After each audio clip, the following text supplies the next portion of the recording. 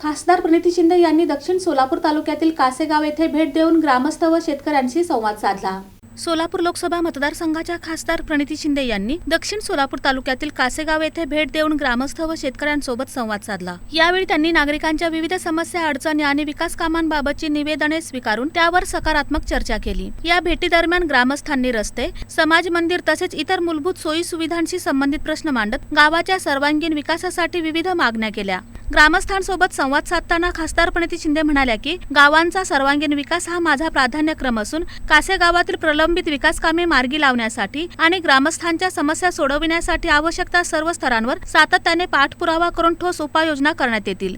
गावाच्या विकासासाठी मी कायम कटिबद्ध राहीन। यावेळी सध्या सुरू असलेल्या विशेष सखोल पुनरीक्षण प्रक्रियेच्या पार्श्वभूमीवर खासदार प्रणिती शिंदे यांनी दक्षिण सोलापूर तालुक्यातील काँग्रेसचे पदाधिकारी व कार्यकर्त्यांना प्रत्येक पात्र मतदारापर्यंत पोहोचून त्यांना एन्युमरेशन फॉर्म भरून घेण्यासाठी सक्रियपणे सहकार्य करण्याच्या सूचना दिल्या। दक्षिण सोलापूर तालुक्यातील एकाही पात्र मतदाराचे नाव मतदार यादीतून वगळले जाणार नाही, याची विशेष खबरदारी घेण्याच्या स्पष्ट सूचना त्यांनी कार्यकर्त्यांना दिल्या। यावेळी दक्षिण सोलापूर तालुका काँग्रेसचे अध्यक्ष भीमाशंकर जमादार, माजी सरपंच नेताजी पाटील, सरपंच यशपाल वाडकर, जिल्हा समन्वयक मनोज एलगुलवार, मुबारक तांबोळे, गुड्डू गुंड, रवी किरण मेहता यांच्यासह ग्रामस्थ मोठ्या संख्येने उपस्थित होते।